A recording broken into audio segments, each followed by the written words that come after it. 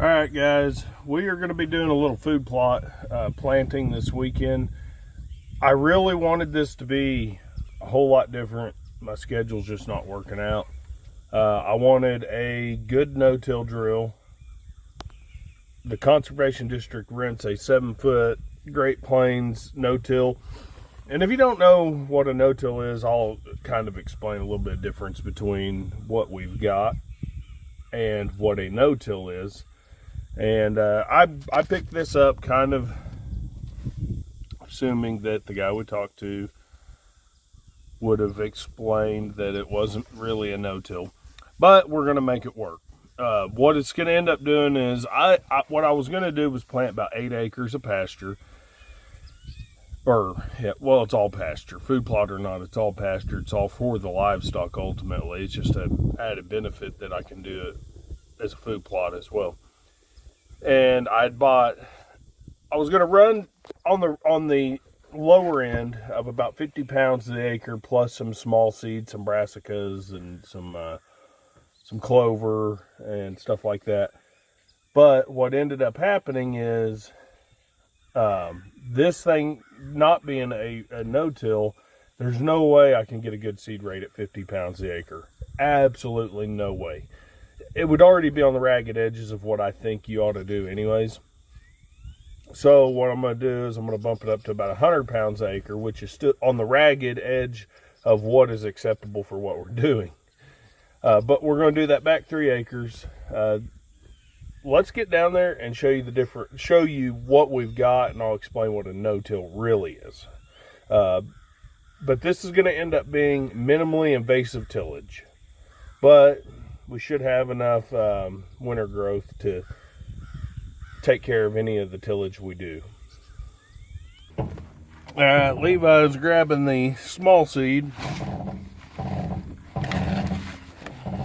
It ain't gonna be able to drop the small seed individually, which what a no-till, I'll start explaining a no-till. What a no-till is gonna do is it's gonna have disc openers that open for the large seed, and then as the disc openers leave, the ground will automatically start to close a little bit.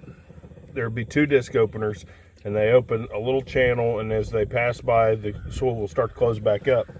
Then come behind that, you'll have your small seed box will just drop a seed on top of the ground, and then you'll have packer wheels that roll it in. So let's get down there and look at this one, and you'll immediately see the difference.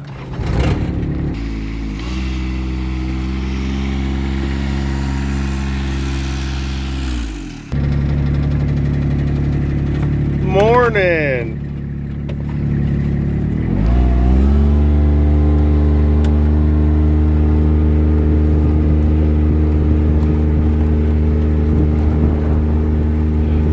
Now, part of the problem with this is the side-by-side radiator is not very efficient.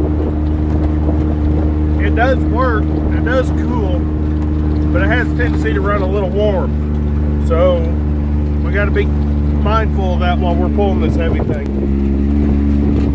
The pond's getting a little bit low.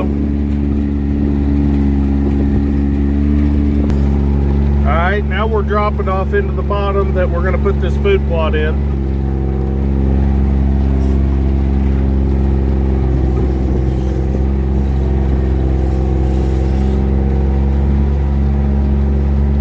Here's our cute little guy. Get backed up to it.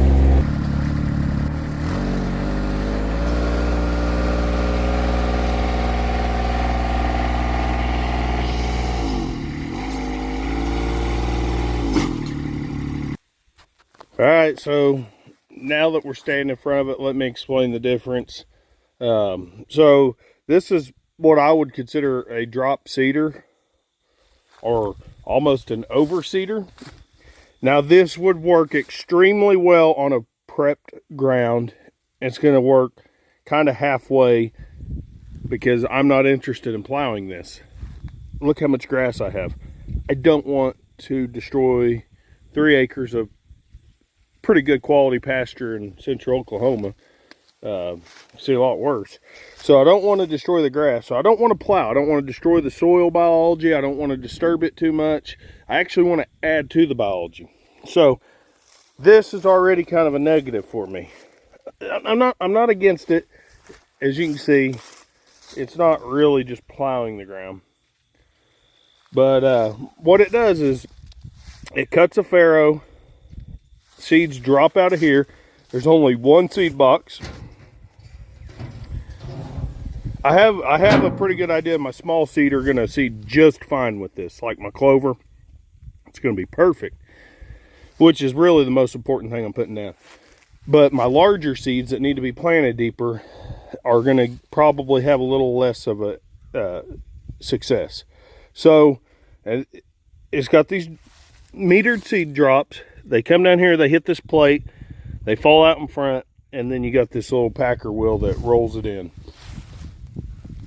Not a bad concept, but just not optimal for what we're trying to do. Okay, let's talk about the seed that we're going to put down real quick, and let's get to work, because Levi's got football, so we're probably only going to get part of maybe an acre down. So we've got, it's about 30% wheat, 30% oats, which the oats, I probably really should have just bought wheat and bought my winter piece separate, but it's 30%. That's weird. 29%, 29. I guess that's right. Yeah. So it's almost 30%, 30%, and 30% rye. So the wheat and rye I'm fine with. The oats will be fine up until we get some long, hard winter weather. I think it'll probably die. The winter peas, 10%. That's about right. It's really why I bought it. But I wish the oats weren't in there. I wish it were just wheat and rye and winter peas. I don't even remember what I bought. They were kind of slim pickings on this stuff. I got some, there's a bunch of stuff I'd rather have had in here, but I got some crimson clover, more crimson clover. I got some purple top turnip, some daikon. I think I got 2 things of daikon radish, and some ladino clover. The ladino clover was a little pricey. I feel like it was something I wanted to put in there in previous years, so I went ahead and got it. But there's a lot of other stuff I'd like to do, which we'll do later in a spring cover crop back here.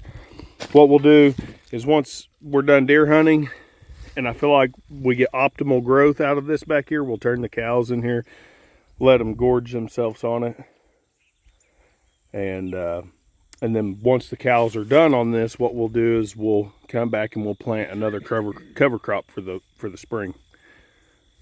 So this will be a all year long project, this 3 acres specifically. I mean, the whole property will be, but this 3 acres will be for sure every year, twice a year, we're going to be putting something in it. Other parts of the pasture, I may alternate, little sections. I can't afford to do the whole 40 acres every single year, but I'd like to pick about 5 to 10 acres out there every year, at least once a year. Probably alternate spring in one area, fall in the next area, something like that. Let's get this thing filled up. All right, Levi, get them sacks back there, and I forgot to grab a bucket for the small seed. We'll just be careful with it, I hope. All right.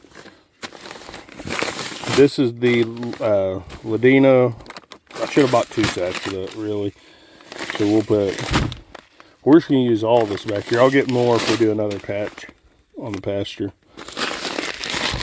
Radishes. Purple top turnip. So we need 1 of those. We need half of that. Half of this and 1 of these. That's what we're gonna mix in the seeder right now. It's got a seed rate chart. Once again, these are definitely going to be for prepped soil. Let's see, where's the Yeah, like 50 pounds to the acre. That's something you'd see. Oh, here's more accurate. Wheat or triticale, 80 pounds. That's something more like what you would see in a conventional drill and prepped soil, you know, 70, 80 pounds the acre. In no-till, you're going to see more like 100 or 120. So we're running on the ragged edges of what we're going to do, but we're going to use all of it back here. All right, so I don't know what's going to hold, maybe 150 pounds, maybe 200. I think we're just going to start with 100 pounds, make sure we don't run out of seed, because sometimes those seed rates aren't very accurate. A lot of oats, man. I'm just not a fan of the oats. I don't know. We'll see. I feel like we're going to get in the middle of winter and a third of my crop's going to die. So that's another reason we're putting it down heavier. This is 100 pounds of seed in here. We've only got 5 pounds of the Ladino clover. So if we're going to put at least 300 pounds of seed down, we're only going to use a third of this bag. As you can see, even a third of this bag is a ton of seed. So we got more or less a third of that bag. We're going to put crimson clover. I'm going to put most of this bag in there. We've got 2 bags. I figure we'll fill this drill about 3 times, so we don't want to use it all, but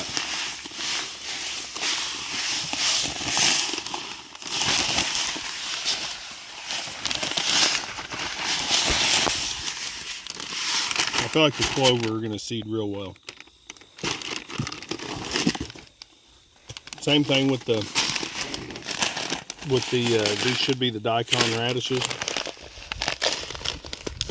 These would be better suited for a more compacted part of my property, but I'm gonna put them back here anyway. Daikon radishes grow a big old long radish, and it's good for soil compaction. But ultimately, it'll still be good for the microbes to have something to eat. I'm gonna leave a little bit in there for the third batch. Let's see what else I got in here. Purple top. We're gonna put about a third of the bag in here.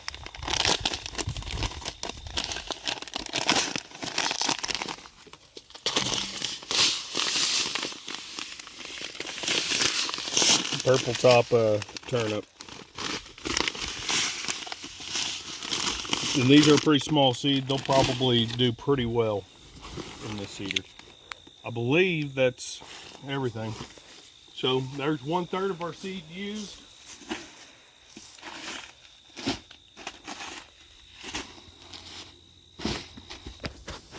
All right, mix it up.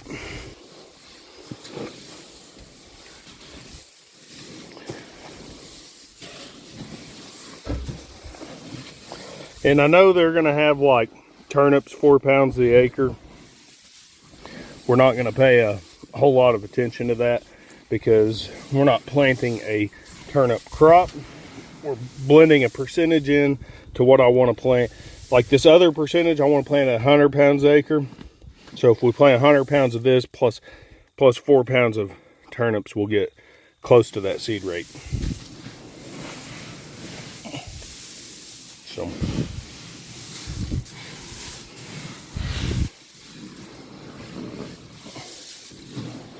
pretty good for 10% of it being peas. There's quite a lot of peas in there. Now they're the largest seed, so I figure if it doesn't fall in one of the actual furrows, it'll be our least successful crop, which is kind of sad because I bought this mix kind of in part for those. So you grab a handful and you see your seeds in there, you know you got it pretty good. Reach down on the bottom. All right. just before I start on this, let's talk about how to adjust it briefly. It'll take some trial and error. So if you run something similar to this, you're going to want to practice before you just put seed in it. And still, when you're putting seed out, get out and check it and make sure you're not dumping all your seed in half an acre when you expect it to go an acre.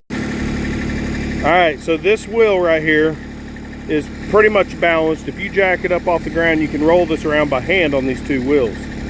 In operation, obviously you're going to lift it up, so just crank that little trailer jack up till it's sitting on the ground. To put more pressure on your packer, you're going to want to make your top link longer. To put more pressure on the tines, you're going to shorten that. So if you want to cut deeper, shorten your top link. If you want to cover your farrows better, lengthen your top link. Let's get started.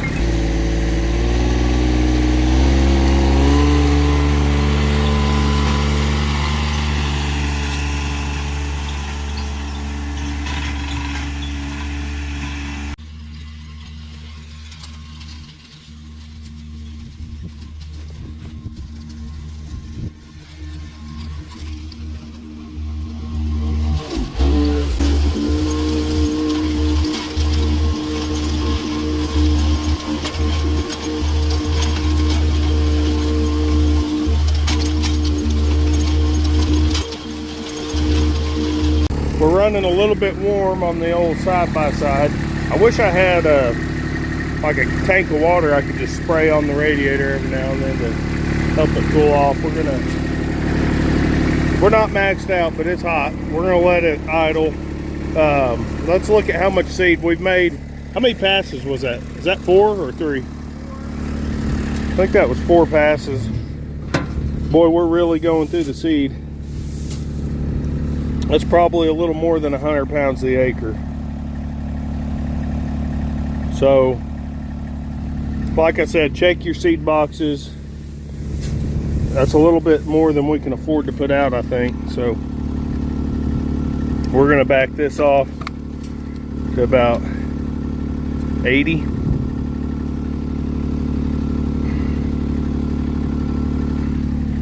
Certainly, 4 rounds around here is not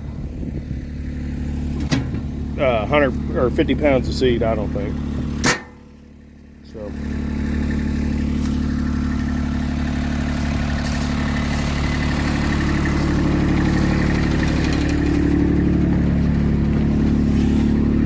as you can see, she likes to run on that warmer side.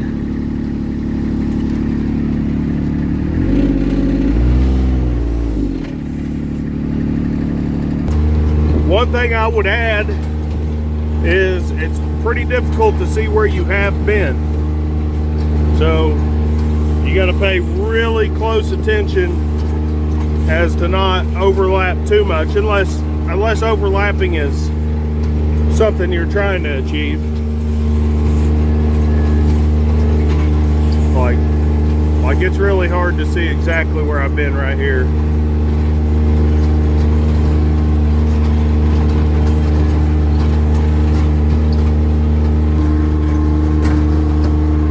This is the fun part about owning land. The day you get to drive around and put seed in the ground and hopefully get some rain and see what it does to your land. What I am going to do is I'm going to get a soil sample back here before this cover crop has a chance to change any of the properties of this soil. And once we've grazed it off and we're moving into next fall, ready to repeat the cycle, what I'm going to do is we're going to soil sample it again and see if it's made any improvements to the soil. All right, we didn't get it done. Mom's yelling at us something about we got to go to football or something. So, maybe later. Well, we're on morning 2, and look at all my little friends back here. I haven't got the drill over there yet, but they've been doing a good job of keeping the grass manageably short back here. Originally what I wanted to do was mob graze this, really put the livestock on here really dense, but we just don't have any water back here. I'd have to come up with some sort of a tank and move water back here. Check out my idea in the future though. So this little bottom right here is there because, let me zoom back out. We got a pond, like right here's the pond dike. Comes up here, there's a pond. So what I'd like to do is run me a water line. This is all downhill, so if I could get one through the pond dike, which is almost washed out right here, needs to be repaired. So with it being low like it is right now, it'd probably be a good time to do it. But you dig this pond dike out, and then you run you an inlet out there, and you just trench it back in to here somewhere. And about right here, you put you a gravel pad and a tire tank and a float valve, and have it working off of gravity fed water from the pond. And you drop that inlet out in the middle where the water will always be nice and cool and clean. Actually, as far as the ponds go, I really don't want the cows utilizing the pond. By that I mean standing in it. I'd rather keep the cows out of the pond if I can, because I like having a pretty pond. I like having clean water for my cows. And when they get in it, it just gets nasty. It gets all mucky and green, and it's just not good for the cows' overall health. I mean, sure, they'll 99% of the time they'll be fine, but sometimes you get bad algae and you could have livestock die. And it's just not a good experience for me or my kids whenever we're fishing it. So ultimately the end game is going to be to probably have those ponds fenced off, and to keep it mowed around the pond and trees trimmed. What we're going to do is put some goats in there from time to time, and maybe even the cows for short periods of time. Look at that. Grass-fed steer. Never been on grain, not yet. Everybody's looking pretty good. I got one cow right there in the middle of the frame. She's a little suckled down, but she keeps feeding multiple calves, which most people would say that's a bad thing. But I guess the benefit is if I ever have one go down, a cow that has a calf on her, I won't have to worry about her feeding it. Well, let's get hooked up on this little drill and get back to work. Lots of circles on that thing. And we've got a problem. Hey, what are you doing? Oh, you don't want to be over there? Why you keep getting out?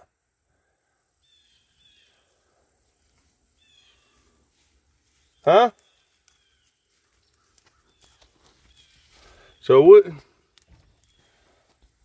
we've got a problem. That guy likes to keep getting out. He's probably going to have to go sell barn pretty quickly.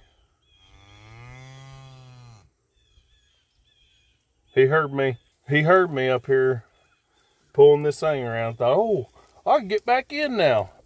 Fact is, I don't even know how I'm going to get him back in back here because I don't have a gate. He ain't going to go far, though. He don't want to leave his mama. What you want, Augie? What do you think I got for you? Oh boy, you gonna make some good hamburger, boy. Oh yes, you are. Happy cow, delicious beef. What you think? Huh? Oh. No. No. No. Y'all been over here eating my seed, haven't you? Get on out of here. Get on out. Yeah. Go. Got that grain in your, got that crazy eye from that grain. Yeah.